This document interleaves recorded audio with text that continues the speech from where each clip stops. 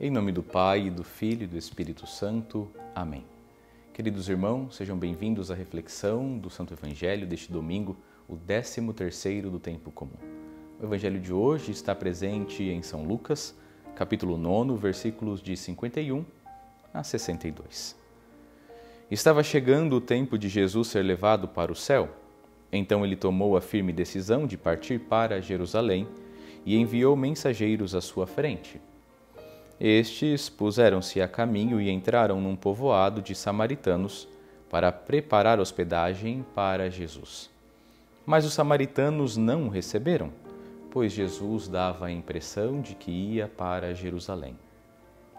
Vendo isso, os discípulos Tiago e João disseram: Senhor, queres que mandemos descer fogo do céu para destruí-los? Jesus, porém, voltou-se e repreendeu-os. E partiram para outro povoado. Enquanto estavam caminhando, alguém na estrada disse a Jesus: Eu te seguirei para onde quer que fores. Jesus lhe respondeu: As raposas têm tocas, as aves do céu têm ninhos, mas o Filho do Homem não tem onde repousar a cabeça. Jesus disse então a outro: Segue-me. Este respondeu: Deixa-me primeiro ir enterrar meu pai. Jesus respondeu: Deixa que os mortos enterrem os seus mortos, mas tu vai anunciar o reino de Deus. Um outro ainda lhe disse: Eu te seguirei, Senhor, mas deixa-me primeiro despedir-me dos meus familiares. Jesus, porém, respondeu-lhe: Quem põe a mão no arado e olha para trás, não está apto para o reino de Deus. Palavra da salvação, glória a vós, Senhor. Queridos irmãos, o Evangelho de hoje é um marco em todo o Evangelho de São Lucas, porque o Evangelho de hoje inicia a segunda parte do Evangelho lucano. Isso é muito importante para nós e para a nossa oração nesta reflexão do 13º domingo do Tempo Comum, porque a partir de agora Jesus inicia a sua subida para Jerusalém. Exatamente no capítulo 9, vemos Jesus iniciar uma nova fase no seu ministério. No início do evangelho que acabamos de ouvir, nós contemplamos essa decisão. Jesus toma a firme decisão de subir para Jerusalém, porque ele percebera que estava chegando a hora de ser levado para o céu. Ou seja, Jesus dá o seu sim para a missão que o Pai lhe confiara. E a partir de agora, essa subida para Jerusalém não é uma subida geográfica, mas é a subida do coração para a cruz. É a subida para o Calvário. É a subida para a missão perfeita, plena, a missão que salvaria a todos nós. E então, a partir de agora, quando Jesus começa a subir para Jerusalém, ele passa a se distanciar das multidões. E Lucas faz questão de demonstrar isso. Jesus não está em meio às multidões, mas Jesus está caminhando com os seus, com o grupo dos apóstolos e o grupo dos discípulos. E Jesus está caminhando como que ensinando os seus, está ensinando os valores do reino, está ensinando as exigências do ser seu seguidor. Tempo comum é para isso, é para que também nós aprendamos de junto de Jesus como ser um bom cristão, como ser um bom discípulo. E não é possível ser um bom discípulo sem cumprir com as exigências do próprio Cristo. As exigências do Cristo que nos são transmitidas hoje pela Santa Mãe Igreja. Igreja, o corpo de Cristo. É uma pena que hoje em dia a maioria de nós cristãos tenhamos esquecido que ser cristão, que a fé cristã é uma fé exigente. Não sei como começou isso, mas, infelizmente, hoje, muitos compreendem a fé cristã como uma fé soft, como uma fé politicamente correta. Queridos irmãos, ser cristão é ser radical, é lutar e batalhar para cumprir com todas as exigências que nosso Senhor Jesus Cristo pede de nós.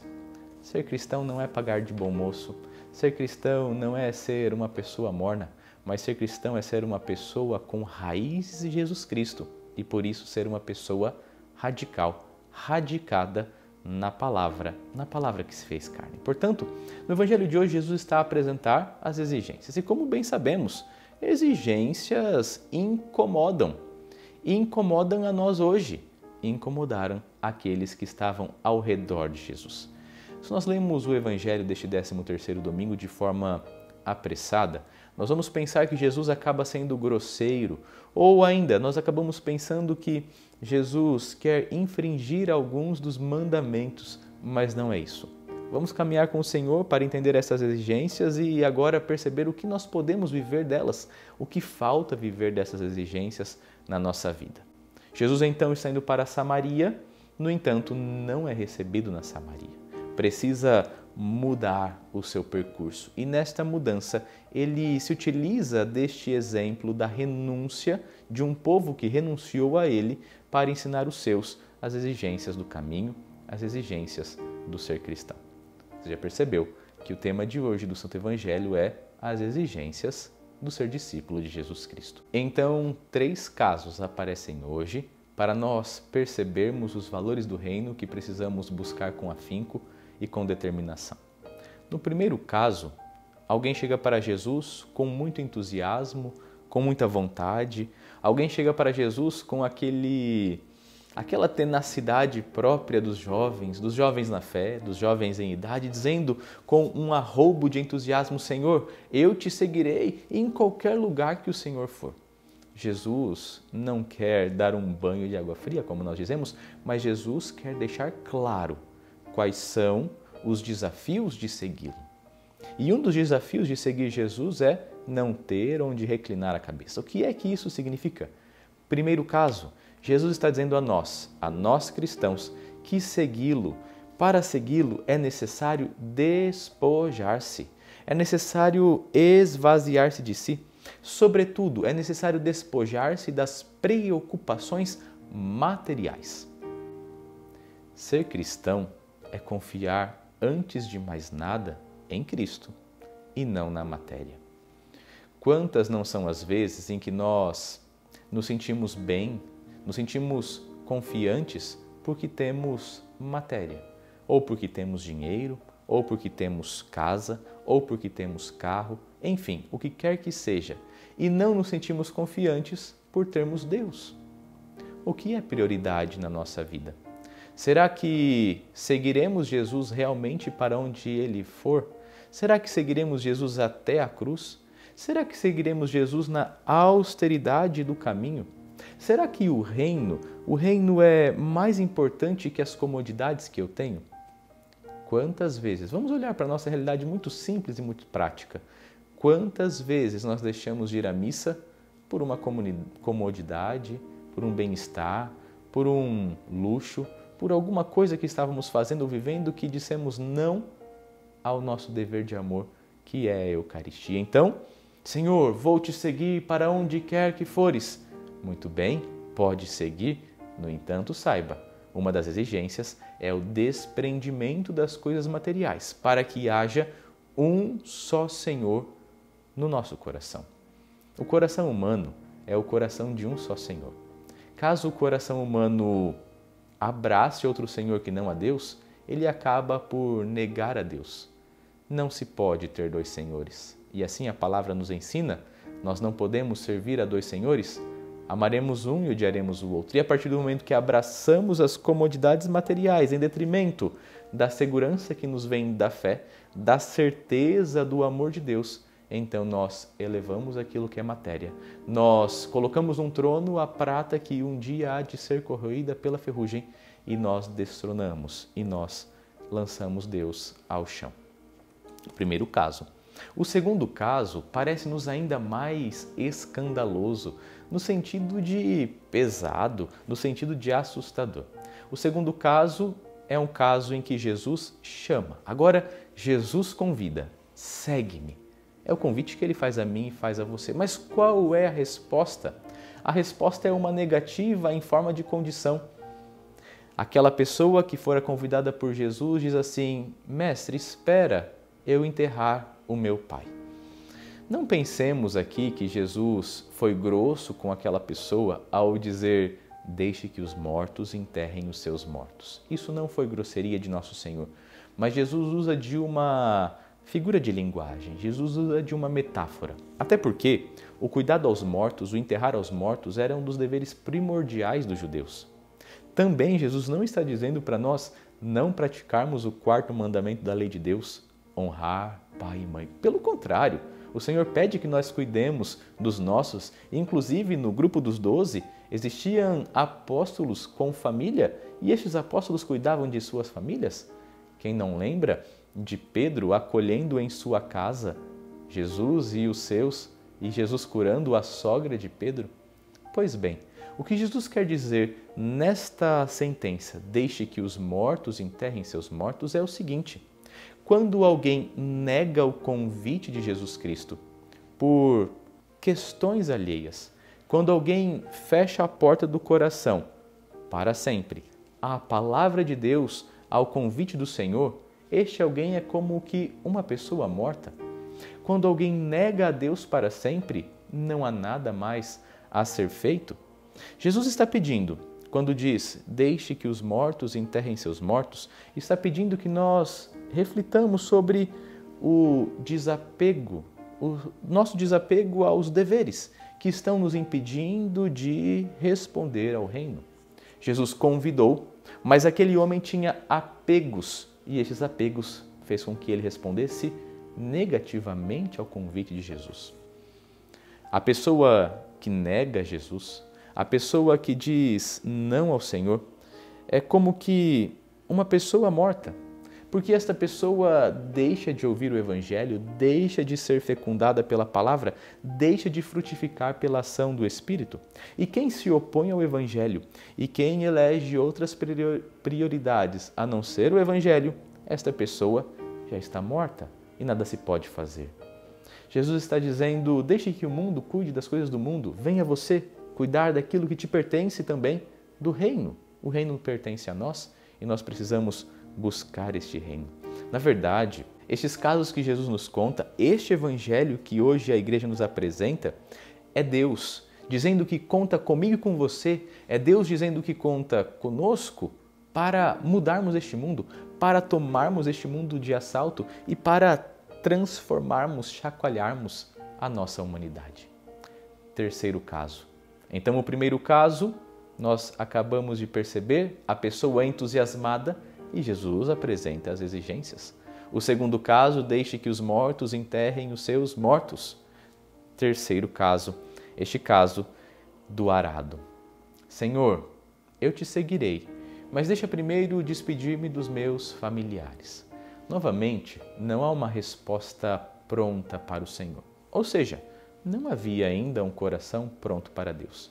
Este terceiro caso está nos mostrando o quanto nós ainda somos apegados a tudo e o quanto nós ainda precisamos nos desapegar para sermos cristãos de verdade.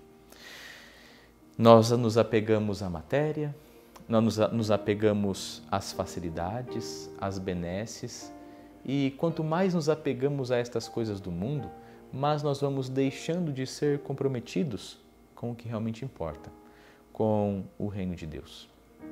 Neste terceiro ponto, Jesus diz assim, acabamos de ouvir, quem põe a mão no arado, trabalhando no arado, você olha somente para frente, você não olha para trás. O arado é um trabalho que se olha para frente, para aquilo que é de vir, não para aquilo que passou. Quem põe a mão no arado e olha para trás, não é digno do reino de Deus. Olhar para trás. É este ponto que eu desejo que você medite neste domingo. Quantas e quantas vezes nós acabamos olhando para trás? Olhar para trás aqui não é aquele olhar de saudade, no sentido de relembrar bons tempos, bons exemplos, de olhar para trás e aprender com a história. Não. O olhar para trás é o desistir do presente, desistindo do futuro. O olhar para trás é aquele coração que abriu uma fenda, que abriu uma fresta para as paixões do mundo. Olhar para trás significa o mundo. Quando abraçamos a Deus, olhamos para frente, olhamos para o céu. Olhar para trás é deixar para trás o que é fundamental. e é abraçar aquilo que é periférico, aquilo que passa, aquilo que vai agitar o nosso coração e não vai levar o nosso coração a lugar algum. Arar exige os olhos voltados para frente. Olhar para trás é ocupar-se dos princípios opostos ao do arar. É fugir da nossa finalidade de vida. Meu irmão, minha irmã, hoje existe muita gente infeliz porque existe muita gente fugindo do chamado do Senhor. Muita gente fugindo da finalidade da sua própria vida. Por isso, o Evangelho de hoje é um grande apelo. Nada antepor, colocar à frente de Cristo. Nenhuma lei humana pode estar acima da lei de Cristo.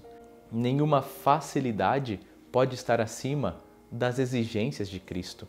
Afinal, somente Deus nos dá a vida. O mundo, pelo contrário, nos dá morte. Jesus está apresentando as exigências. Exigências são difíceis. Exigências não são facilidades. Mas as exigências de Cristo nos levam para o céu, enquanto as facilidades do mundo nos levam apenas para a perdição. Escolhamos bem, escolhamos decididamente. É isso que Jesus pede a nós enquanto continua, dia após dia, a passar e a nos chamar. Se colocamos algo acima de Deus, este algo já se torna nosso Deus. E é isto que nós não queremos. O cristão é aquele que sabe quem é o seu Deus e tenta cumprir com as exigências deste Deus para transformar o mundo. Cumprir com as exigências de Jesus para transformar o mundo. Essa é a missão do cristão. Muito exige quem muito ama. E porque muito nos ama, o Senhor muito exige de nós. Queridos irmãos, Jesus quer homens e mulheres autênticos, não fracotes. Jesus quer homens e mulheres que busquem o céu como salvação do mundo, não homens e mulheres que buscam resoluções políticas, que busquem agendas globalistas, homens e mulheres que buscam acordos e conchavos de cavalheiros. Não.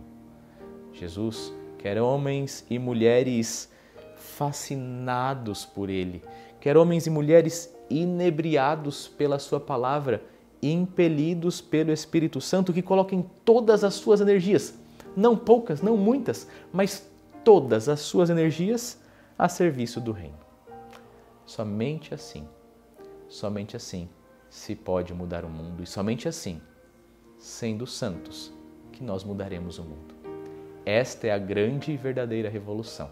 A revolução dos que são chamados, dos que se desafiam, dos que respondem, dos que buscam a Deus. Assim que nós mudaremos o mundo.